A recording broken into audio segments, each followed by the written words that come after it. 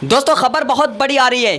कल जैसे हमने आपको बताया था कि अररिया से एमआईएम ज़िला अध्यक्ष राहत अली का एक वीडियो सोशल मीडिया पर काफ़ी तेज़ी से वायरल हो रही है और उस वीडियो में राहत अली ने अपने पार्टी को छोड़कर अन्य पार्टी को वोट करने की अपील की थी।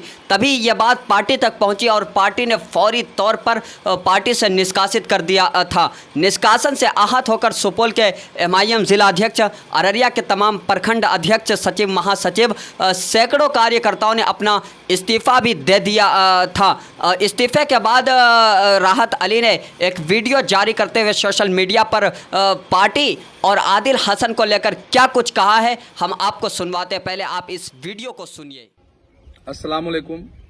मैं आज बिहार के तमाम ऑल इंडिया मजलिस इत्तेहादुल मुस्लिमीन के कार्यकर्ताओं को, नेताओं को संबोधित करने जा रहा हूं। आप राजनीतिक घटनाक्रम देख रहे हैं किस तरीके से आज सुबह अख्तरुल ईमान साहब के फेसबुक आईडी पर मुझे अपने निष्कासित होने की खबर मिली और उसके बाद ही सैकड़ों लोगों के फोन, मैसेज, स्क्रीनशॉट आने शुरू हो गए।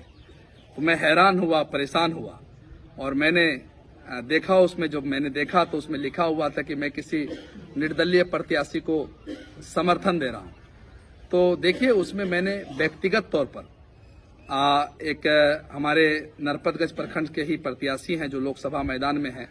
पूर्व में ये डीएसपी रह चुके हैं, काफी पढ़े लिखे हैं और बहुत होनहार लोग हैं। पटना में ये प्रोफेसर हैं साइंस कॉलेज के। तो मुझे लगा कि 9 उम्मीदवार में ये उम्मीदवार अच्छा है। तो मैंने इनके बारे में लोकसभा चुनाव के दरमियान ही किशनगंज में अपने बिहार के रियासती सदर जो हमारे अख्तरुल ईमान साहब हैं, मैंने उनको पूछ लिया था कि भाई साहब आप किसको वोट करें। कार्यकर्ता पूछ रहे हैं, अररिया में तो उम्मीदवार नहीं दिया गया। अब अररिया का जो खेला हुआ वो तो आपको पता है। तो उन्होंने कहा कि नहीं आप लोग अपने हिसाब से देख लीजिएगा। तो ये बातें हमारे दिमाग में थी। तो मैंने इंडिपेंडेंट तौर पर, व्यक्तिगत तौर पर उनको अपना समर्थन दिया। मैंने वोट देने का उससे वादा किया, क्योंकि ये कभी नहीं हो सकता है कि हम भाजपा को वोट दें।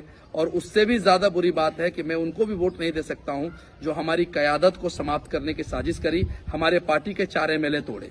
लेकिन आदिल हसन और इश्तियाक ने उनसे साठगांठ किया और अररिया के उम्मीदवार को लास्ट टाइम में नट दिया, उसको इग्नोर कर दिया, क्योंकि उनसे उसकी साठगांठ हो गई थी। तो आपको बता दूं कि ये जो जिस बांस पर बैठे बोगला, जिस दरबार में बैठे चुगला, वो दरबार ऐसे ही समाप्त हो जाएगा। तो अख्तरुल ईमान साहब के दरबार में आदिल हसन और इश्तियाक अहमद जैसे लोग हैं। तो आपको मैं बताऊं कि जब किशनगंज में मैं चुनाव प्रचार कर रहा था, लगभग 1.5 महीने में वहां कैंपेन किया और 1.5 महीने हम अपनी टीम के साथ कैंपेन किए, अपने खर्चे से कैंपेन किए। और वहां पर जो हमारी बढ़ती लोकप्रियता थी उसको देखकर आदिल हसन और इश्तियाक जैसे लोगों के पेट में दर्द होने लगा।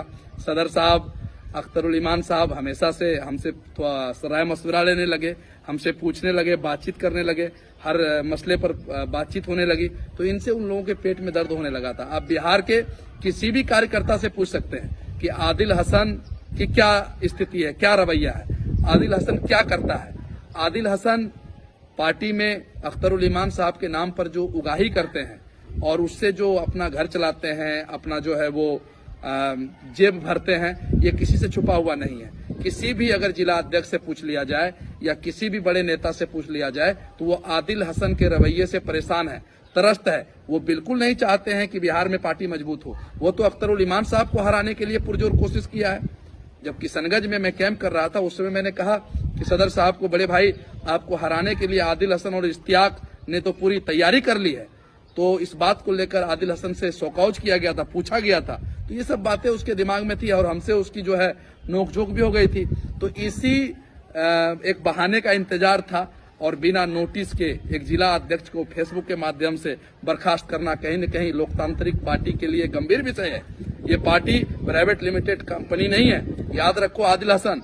ये पार्टी बैरिस्टर असदुद्दीन ओवैसी साहब के अब्बा और दादा हजूर के बनाए हुए हैं। आपके दादा ने ये पार्टी नहीं बनाई थी। हाँ, कुछ दिन पहले से आप पार्टी में हैं, लेकिन पार्टी को प्राइवेट लिमिटेड कंपनी की तरफ अगर आप चलाने का प्रयास कर रहे हो तो ये सरासर गलत है।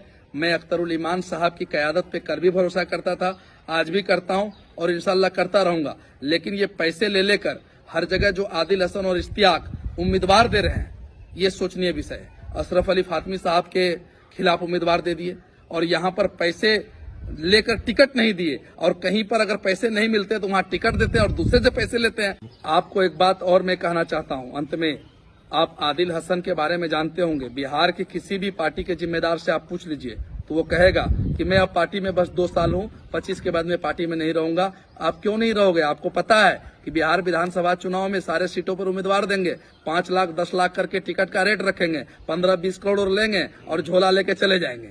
ये उसकी नीयत है। आप बिहार वासी और बिहार के तमाम पार्टी के नेता कार्यकर्ताओं को मैं कहना चाहता हूं, आदिल हसन को अपने जिले में घुसने मत दीजिए। ये आदिल हसन आपको लूटने आए हैं, ये लुटेरा है। एक बार मुगल आए थे।